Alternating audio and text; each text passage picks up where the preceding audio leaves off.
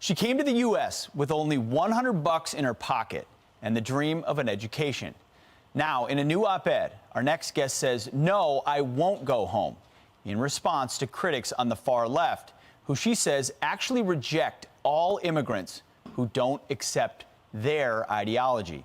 That legal immigrant, Helen Raleigh, joins us now with more. Helen, thank you so much for being with us. You came, as was mentioned, from China 25 years ago with $100 in your pocket and a dream to be an American. Yet, still today, we're seeing examples of folks on the left saying, no, no, no, we just want certain types of immigrants. Explain your op-ed. Thank you for having me, P. Yes, it's so disappointing that the woke left, they profess they love immigrants, but they only want the immigrants who agree with their ideology. For immigrants like me who reject their ideology, they have nothing but disdain. Some of them call us white supremacists, some call us a parasite and tell us to go home because we disagree with them politically, and that's very disappointing. So I have a message for them, which is, I'm not going anywhere because the United States is my home. I'm a naturalized citizen. This is my home.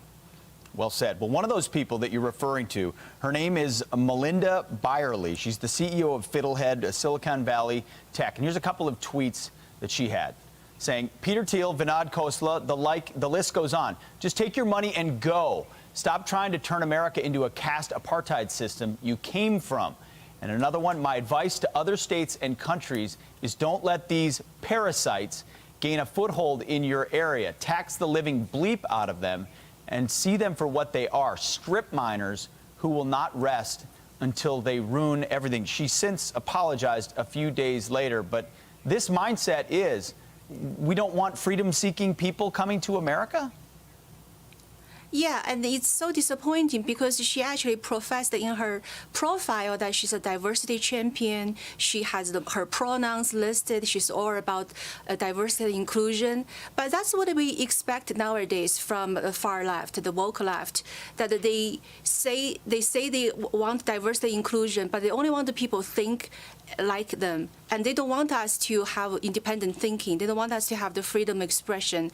When we immigrants want to speak up and share a different ideology, profess our political beliefs, and they want to shut us down and tell us to go home. Well, isn't it also that immigrants like yourself have the perspective of where they came from, that first-generation feel, a recognition of what tyranny really looks like? Exactly. The left always talk about, oh, we should do things based on people's living experiences.